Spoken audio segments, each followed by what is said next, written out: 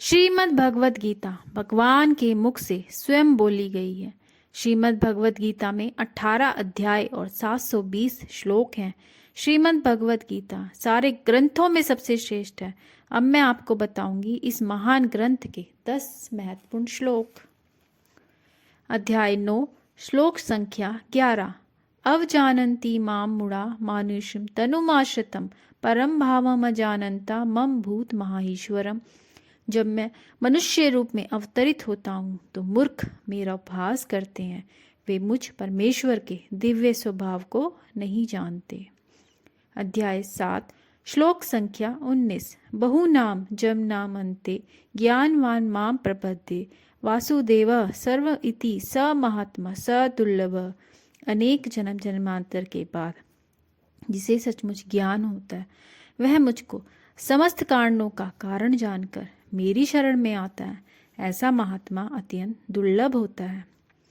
अध्याय 4 श्लोक संख्या 8। परित्रणाय साधूनाम विनाशाय च दुष्कृताम धर्म संस्थापनार्थाय संभवामि युगे युगे। भक्तों का उद्धार करने, दुष्टों का विनाश करने तथा धर्म की फिर से स्थापना करने के लिए मैं हर युग में प्रकट होता हूँ। अध्याय 2 श्लोक संख्या 13। देहिनो अस्मिन् यथा देहे कौमारं यौवनं जरा तथा देहांतर प्राप्ति धीर तत्र न मोह्यति। जिस प्रकार शरीरधारी आत्मा इस वर्तमान शरीर में बाल्यावस्था से तरुणावस्था में और फिर वृद्धावस्था में निरंतर अग्रसर होता रहता है, उसी प्रकार मृत्यु होने पर आत्मा दूसरे शरीर में चला जाता है। धीर व्यक्ति ऐसे परिवर्तन से मोह को प्राप्त नहीं होता। अध्याय 9 श्लोक संख्या 26। पत्रम पुष्पम फलम तोयम य मे भक्ताय प्रयच्छति तत् अहम भक्ति उपहतम अश्नामि प्रियते आत्मन।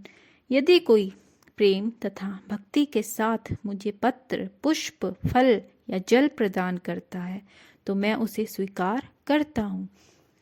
अध्याय 4 श्लोक संख्या 9। जन्म कर्म च में दिव्यम एवं य वेति तत्वता तवक्तवा देहम पुनः जन्म न एति माम एति स अर्जुना।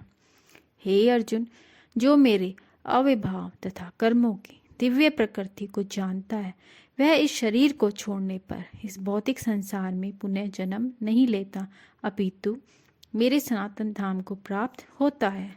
अध्याय 6 श्लोक संख्या 7। जित आत्मन प्रशांतस्य परमात्मा समाहिता शीत उष्ण सुख दुखेशु तथा मान अपमान्यो। जिसने मन को जीत लिया है उसने पहले ही परमात्मा को प्राप्त कर लिया है, क्योंकि उसने शांति प्राप्त कर ली है।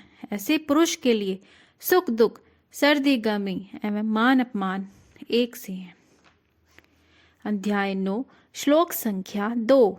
राजविद्या राजगुह्यम पवित्रम इदम उत्तमम प्रत्यक्ष अवगमन अधैर्य सुसुखम कुर्तम अव्य। यह ज्ञान सब विद्याओं का राजा है, जो समस्त रहस्यों में सर्वाधिक गोपनीय है। यह परम शुद्ध है और चूंकि यह आत्मा की प्रत्यक्ष अनुभूति करने वाला है, अतः यह धर्म का सिद्धांत है। यह अविनाशी है और अत्यंत सुखपूर्वक संपन्न किया जाता है।